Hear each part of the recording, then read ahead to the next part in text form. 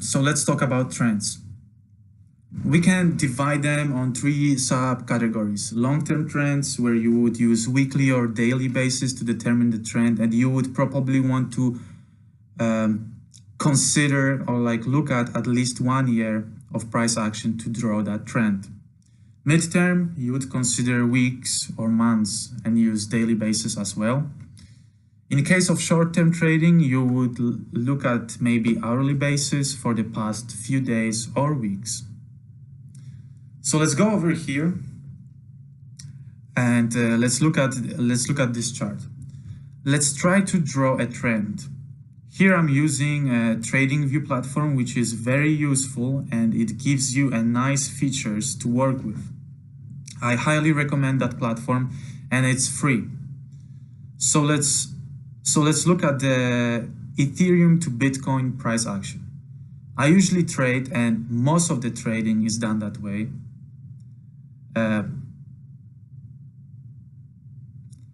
So I usually trade all the alternative coins with Bitcoin. So I'm interested in Ethereum to Bitcoin parity, not Ethereum to USD. And most of the trading is done that way, where you go into the exchange and you have to have Bitcoin or maybe something else to trade it with some other alternative cryptocurrencies.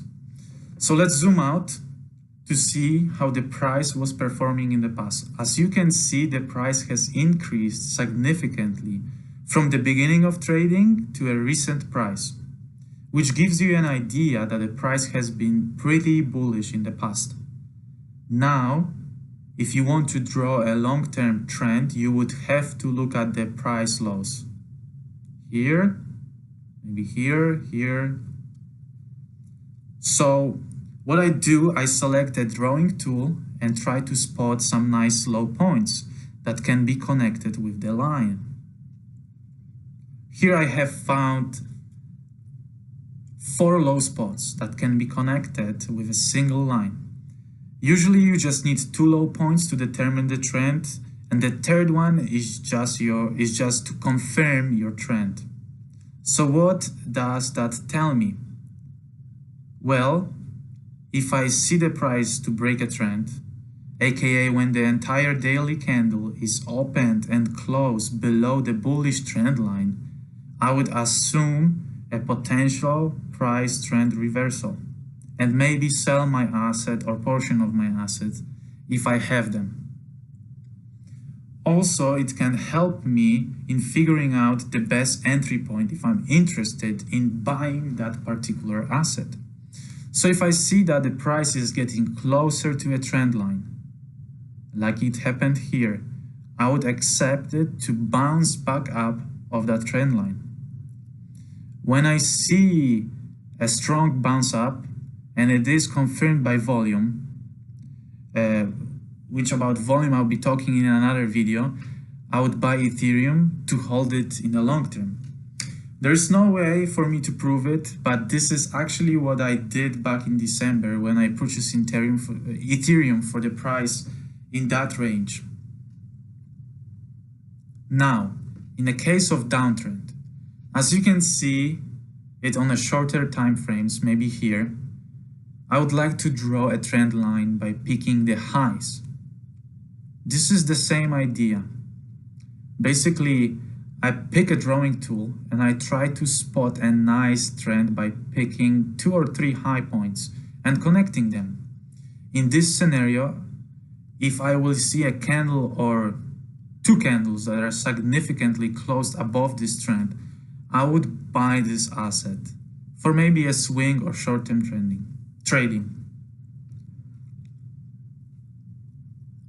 Obviously, you can use different bases like hourly charts if you are interested in some swing trades opportunities, and you would trade that asset accordingly to the trend you have spotted. The key here is consistency. Long term, I always use daily basis. Short term, I always use hourly basis. All right, as we have covered basic trends, let's look at the channels. So let's go to this tab. Here I have drawn two channels. One is a long-term channel that is currently happening, and the other one is short-term channel that happened in the past. I have done it by simply copying the trend line, and shifting it up to see if the price is moving in the channel, trying to find that channel. Sometimes prices don't move in this kind of behavior, and you have to be careful in spotting it. So now, as you know, I have purchased this asset at the bottom of this channel, of this long-term channel, and I'm hoping that sometime in the future the price will move to the upper part of the channel, to the upper bound, so I can sell my position. This is not guaranteed, but the price will bounce down from upper bound of the channel, but I believe we can see some significant resistance in the future when the price reaches that point. So what would I do? I would sell some portion of my portfolio over here, or maybe there, we don't know exactly where, and carefully watch the price action in the next few days in the future. Because if the channel is broken up, this will be good for you, right? You don't want to sell if the channel will be broken up. You don't want to sell entire position. And if the channel is broken up, this may result in a new all-time highs and maybe an exponential price movement. However, this is not always the case, so be careful. And here, as opposed to bullish channel, and here, as opposed to bullish channel, in bearish channel, and here, as opposed to bullish channel, bearish channel work kind of the same, and they could be a great opportunity for short-term trending. Let's zoom in a little bit. So what I would do is just buy low and sell high. Buy low and sell high.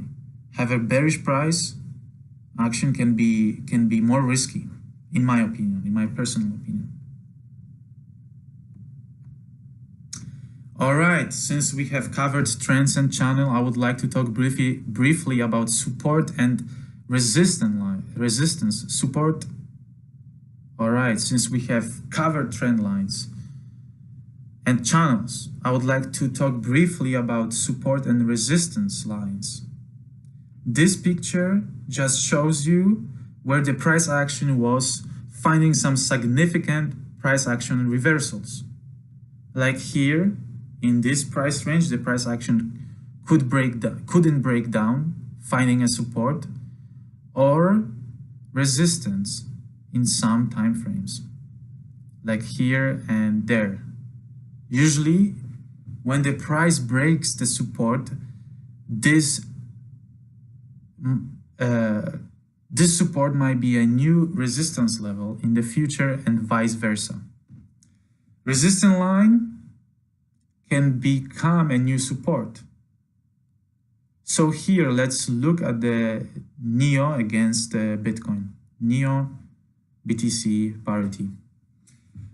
Those levels that I have drawn can be very important price levels that you would use to determine where to sell or buy this particular asset, which is NEO. As if you had entered the game here, as I did, you would expect the price to bounce down.